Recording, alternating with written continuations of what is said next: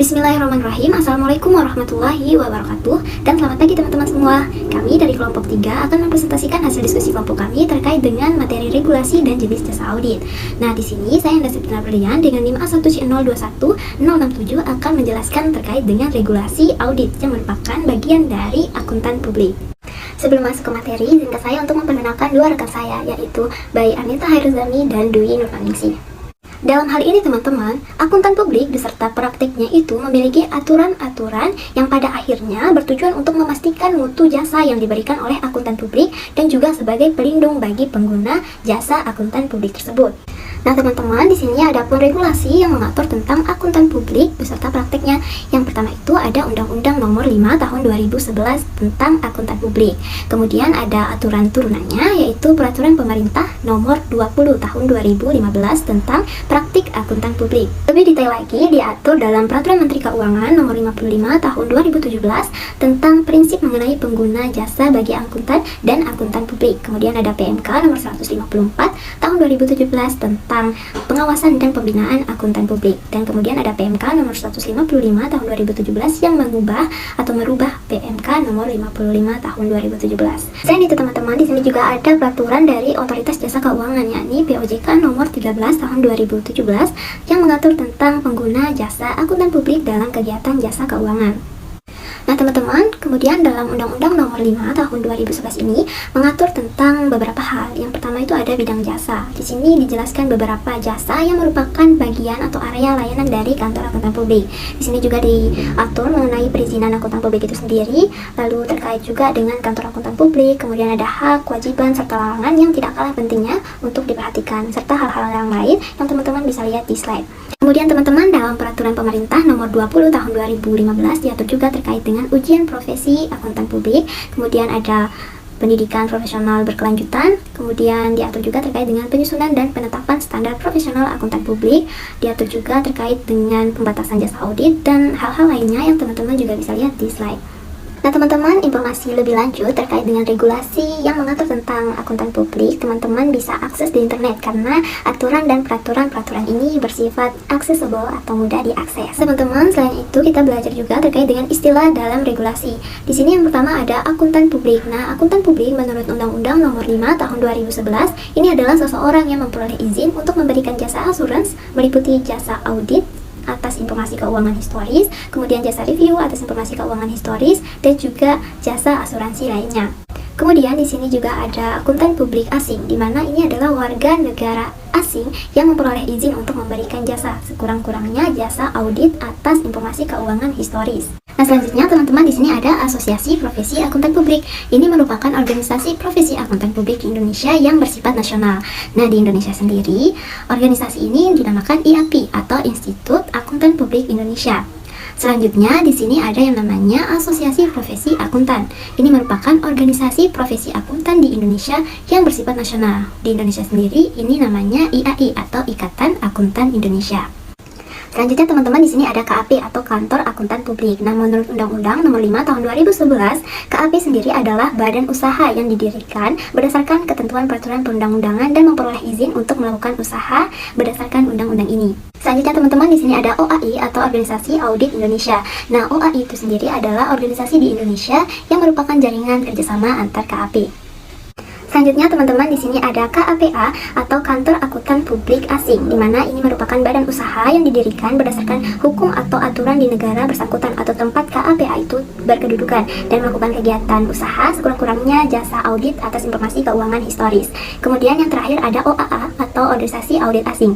Ini merupakan organisasi di luar negeri yang didirikan berdasarkan aturan di negara yang bersangkutan dan anggota-anggotanya itu merupakan badan usaha yang melakukan jasa audit ya teman-teman, sekurang-kurangnya jasa audit atas informasi keuangan historis. Nah teman-teman, demikianlah terkait dengan materi regulasi. Terima kasih atas atensi teman-teman. Sekian dari saya. Wassalamualaikum warahmatullahi wabarakatuh. Baik, bismillahirrahmanirrahim. Assalamualaikum warahmatullahi wabarakatuh. Perkenalkan, saya atas nama Bayi Anita Hairuzami, nomor induk mahasiswa A1C021057. Kali ini saya akan menjelaskan materi terkait tentang jasa audit. Nah, berdasarkan Undang-Undang Nomor 5 Tahun 2011 tentang Akuntan Publik, Kantor Akuntan Publik atau KAP adalah badan usaha yang didirikan berdasarkan ketentuan peraturan perundang-undangan dan mendapatkan izin usaha berdasarkan undang-undang. Undang-Undang Nomor 5 Tahun 2011 ini, Kantor Akuntan Publik merupakan badan usaha yang bergerak di bidang jasa. Nah, jasa yang diberikan oleh KAP dibagi menjadi dua jenis. Pertama ialah jasa audit atestasi dan yang kedua jasa audit non-atestasi. Yang pertama ialah jasa atestasi. Jasa atestasi merupakan jasa penjamin yang diberikan oleh KAP dengan menerbitkan suatu laporan tertulis mengenai pertimbangan mereka sebagai pihak yang independen dan kompeten mengenai suatu pernyataan atau permasalahan. Apa sih tujuan dari jasa atestasi ini, teman-teman? Tujuan dari jasa atestasi adalah untuk memberikan opini independen atas kebenaran, kelengkapan, dan kewajaran laporan keuangan yang disusun oleh perusahaan. Di materi selanjutnya, yakni terkait tentang jenis jasa atestasi. Yang pertama ialah audit. Jasa audit mencakup pemerolehan dan penilaian bukti yang mendasari laporan keuangan histori suatu entitas yang berisi asersi yang dibuat oleh manajemen entitas tersebut. Akuntan publik yang memberikan jasa audit disebut dengan istilah auditor. Auditor menyatakan suatu pendapat mengenai apakah laporan keuangan tersebut menyajikan secara wajar dalam semua hal material, posisi keuangan, dan hasil usaha entitas sesuai dengan prinsip akuntansi. Yang kedua ialah jasa pemeriksaan atau examination. Istilah ini digunakan untuk jasa lain yang dihasilkan oleh profesi akuntan publik yang berupa pernyataan suatu pendapat atas kesesuaian asersi yang dibuat oleh pihak lain dengan kriteria yang telah ditentukan.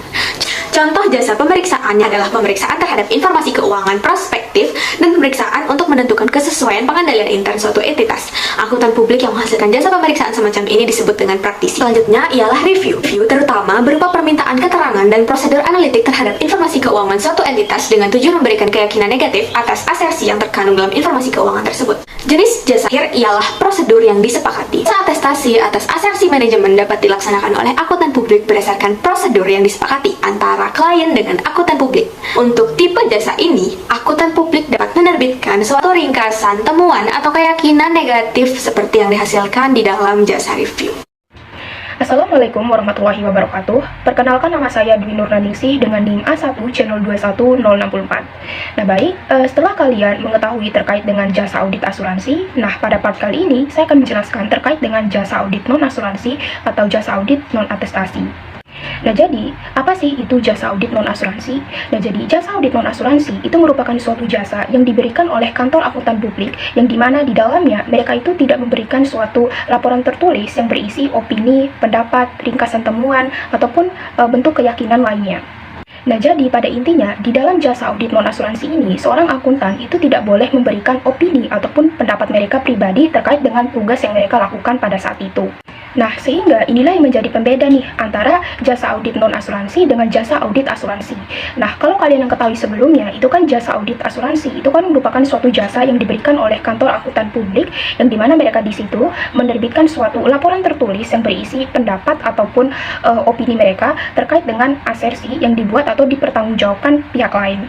Nah, sehingga dari sini kita itu bisa mengetahui bahwasannya kantor akuntan publik itu tidak hanya memberikan layanan atau jasa mereka semisal dalam hal pemeriksaan laporan keuangan, melainkan di sini juga mereka itu bisa memberikan layanan jasa non asuransi ya, seperti pencatatan dan pembukuan dalam akuntansi, kemudian pengisian SPT tahunan kliennya ya, tanpa harus melibatkan opini ataupun pendapat mereka dalam melakukan hal tersebut.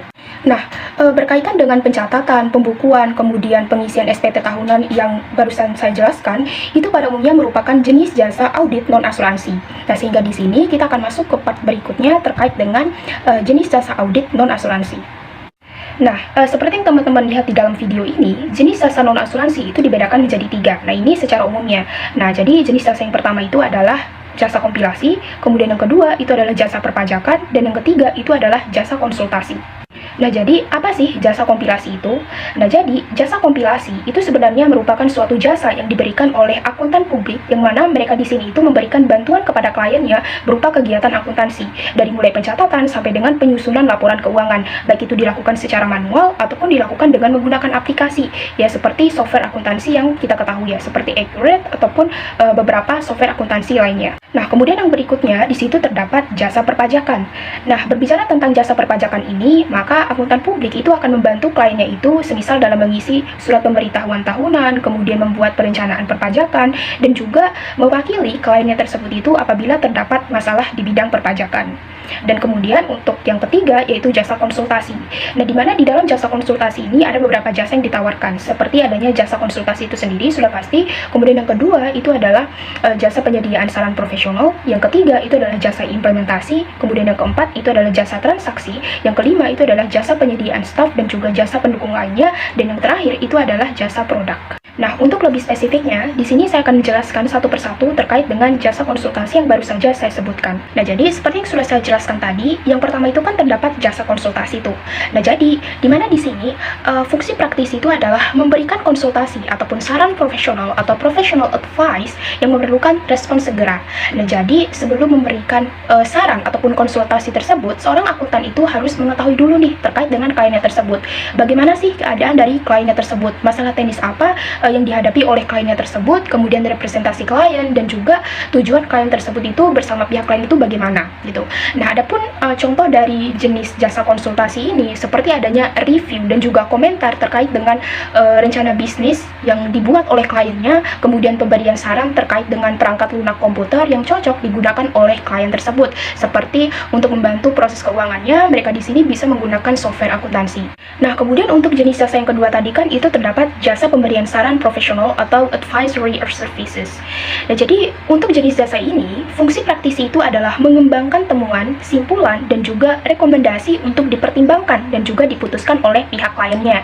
Nah, adapun contoh daripada jenis jasa ini itu seperti adanya review operasional dan juga improvement study, kemudian analisis terhadap suatu sistem akuntansi, kemudian pemberian bantuan dalam proses perencanaan strategik, dan juga persyaratan-persyaratan yang harus dipenuhi oleh suatu sistem informasi.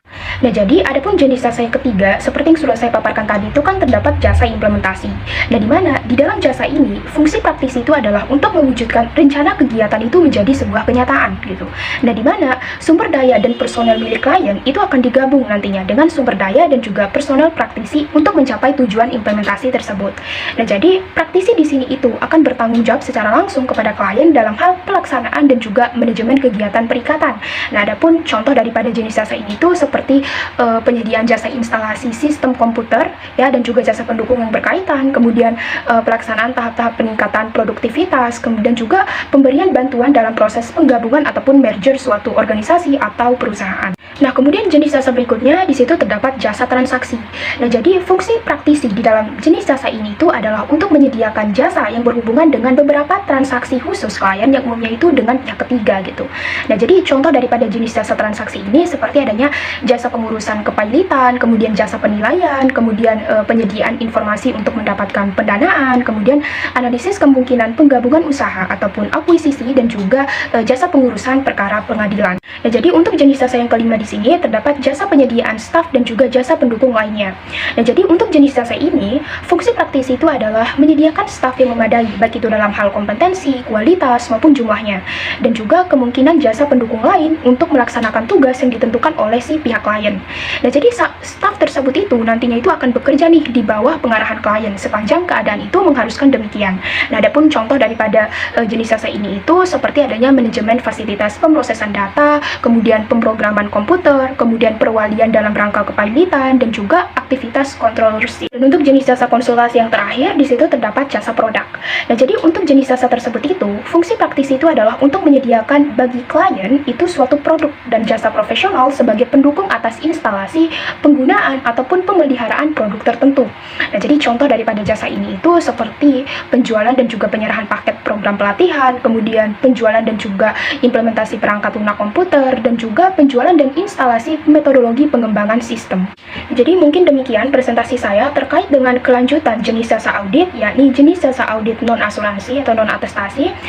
Kurang dan lebihnya saya mohon maaf. Wassalamualaikum warahmatullahi wabarakatuh.